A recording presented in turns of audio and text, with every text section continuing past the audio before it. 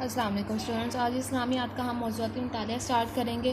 पहले आपने अहादीस की हुई हैं, अब इसके बाद हम यहाँ पे मौज़ूआती मुतालिया स्टार्ट करेंगे, जिसमें हमारे पास कुरान मजीद का मुख्तलिफ उसका तारुफ़ होगा, हिफाजत किस तरह से उसकी की गई और उसके फ़ज़ाइल क्या हैं वो हम पढ़ेंगे। सबसे पहले हम इसका तारुफ़ पढ़ने लगे हैं। वो है कि अल्लाह ताला ने इंसान को पैदा किया। जैसे कि कुरान पाक के बारे में, इस्लाम के बारे में हम सब जानते हैं कि कुरान पाक किस तरह से नाज़िल हुआ, किस तरह से उसकी हिफाजत फरमाई गई।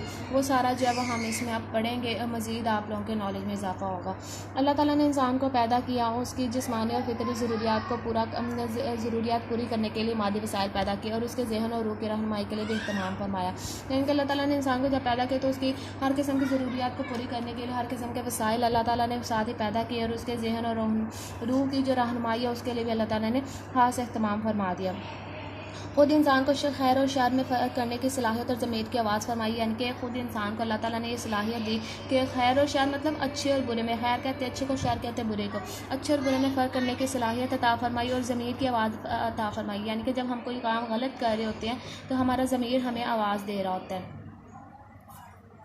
तो वो जो है वो अल्लाह ताला ने हमें हमारे अंदर ही जो ये सलाहियतें पैदा फरमाई हैं। इसके अलावा अल्लाह ताला ने इंसान की कामिल रहनुमाई के लिए अम्बिया कराम मबूस फरमाए और उन पर किताबें नाजिल फरमाई। यानी कि और मज़ीद हमारी रहनुमाई के लिए अल्लाह ताला ने अम्बिया कराम भेजे थे और उन पर उनकी मुख्तलिफ़ किताबें जो है नाजिल फरमाई थी, जिनको हम पढ़ के तो रहनुमाई हासिल कर सकते हैं। हमारे नबी हज़रत मोहम्मद सल्लल्लाहु अलैहि वसल्लम अल्लाह ताला के आखिरी नबी हैं। अल्लाह ताला ने आप सल्लल्लाहु अलैहि वसल्लम पर कुरान मजीद नाजिल फरमाया कि अल्लाह ताला की आखिरी किताब तमाम बनी हुई इंसान की हदायत का दायमी ज़रिया और तमाम आसाब का, यानी कि इससे पहले जो भी आसमानी किताबें उनकी तस्दीक भी कुरान मजीद ही करता है।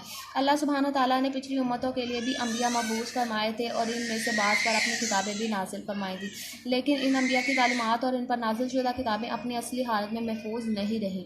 इसलिए अल्लाह ताला का इरशाद है, व अंज़लना इलैकल किताब बिलहक़्क़ि मुसद्दिक़न लिमा बैना यदैहि मिनल किताबि व मुहैमिनन अलैहि, और तुम्हारी तरफ हमने ये किताब नाजिल की है, ये हक़ लेकर आई है। इससे पहले जो आसमानी किताबें आईं उनकी तस्दीक करने वाली, उनकी मुहाफ़िज़ और निगहबान है। यानी कि अल्लाह ताला ने हम जो किताब नाजिल फरमाई है हमारी तरफ, ये हक़ यानी कि सच लेकर आई है, और इससे पहले जो भी आसमानी किताबें आईं उन सब की तस्दीक करने वाली और उनकी मुहाफ़िज़ भी है, निगहबान यानी कि उनकी हिफाजत करने वाली भी है।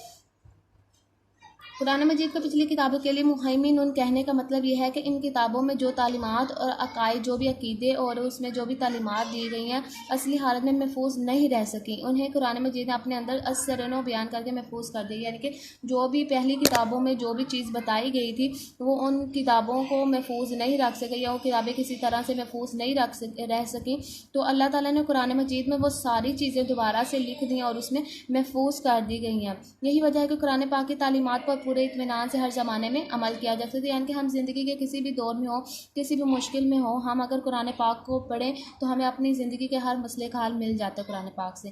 कुरान करीम इंसानी ज़िंदगी के तमाम पहलुओं के मुतल्लिक़ रहनुमाई करता है। इसमें इंसानी ज़िंदगी की हकीकत, खैर और शर, हलाल और हराम, इलाक़ी तालीमात, गर्ज़, ज़िंदगी के हर पहलू के मुतल्लिक़ रहनुमाई मौजूद है।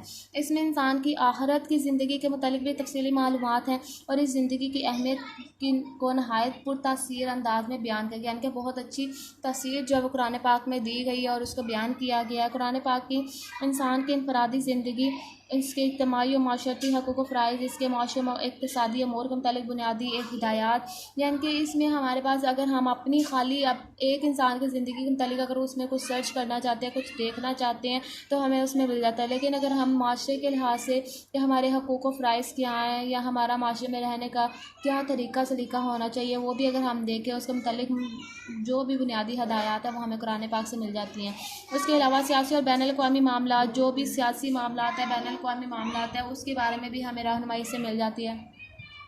और अखलाकी रवैयों के मुतालिक जामिया तालीम पेश करता है। यानी कि हमारा अखलाक कैसा होना चाहिए, दूसरों के साथ, हर इंसान के साथ कैसा अखलाक होना चाहिए, वो भी हमें उसकी तालीमात भी इससे मिल जाती हैं। गर्ज़ कुरान करीम इंसानी ज़िंदगी के तमाम पहलुओं के बारे में ज़रूरी मालूमात और रहनुमाई का ख़ज़ीना है, और इसमें वो तमाम बातें वजाहत से बता दी गई हैं जिनका जानना इंसान के लिए ज़रूरी है और जिनके जानने का इंसान के पास कोई दूसरा ज़रिया नहीं है। ठीक है, ये सारा कुछ जो है वो इसमें बता दिया गया है, और इसको अगर आपने जानना है, अपनी ज़िंदगी के बारे में कोई भी चीज़ जाननी है, और ये जानना हमारे लिए बहुत ज़रूरी भी है कि हमारा हर जगह में किस तरह से काम करना चाहिए, हमारे अखलाक क्या होने चाहिए, वो सारा कुछ जानना हमारे लिए बहुत ज़रूरी है। और इसके अलावा कुरान पाक के अलावा कोई ऐसी दुनिया में आपको चीज़, कोई ऐसी किताब नहीं मिलेगी जिसके अंदर आपको ये मुकम्मल रहनुमाई मिल सके। किसी भी चीज़ के बारे में आप देखना चाहें वो आपको कुरान मजीद में रहनुमाई मिलेगी, किसी और दूसरी चीज़ में आपको इसके अलावा रहनुमाई नहीं मिल सकती। अब यहाँ पे हमारे पास इस एक्सरसाइज का क्वेश्चन था जी, कुरान मजीद का मुख्तसर तारुफ बयान करें। ये हमारा फर्स्ट क्वेश्चन है। फर्स्ट क्वेश्चन का आंसर ये जो अभी मैंने आज के लेक्चर में पढ़ाया, तारुफ यहाँ से लेके ये क्वेश्चन नंबर 1 का आंसर यहाँ से लेके यहाँ तक, ये निशान भी लगा हुआ है, तो आप लोग अपनी बुक्स पे निशान भी लगा लीजिएगा। कुरान मजीद का तारुफ ये क्वेश्चन नंबर 1 का आंसर है, ठीक है। अब बाकी जो है वो क्वेश्चन नंबर 2 और 3 हम साथ ही टॉपिक पढ़ेंगे और साथ ही उसके क्वेश्चन का आंसर लगा लेंगे। आज का हमारा लेक्चर भी इतना ही है और यही आपने क्वेश्चन नंबर 1 जो है वो लर्न करना। ओके हो गया।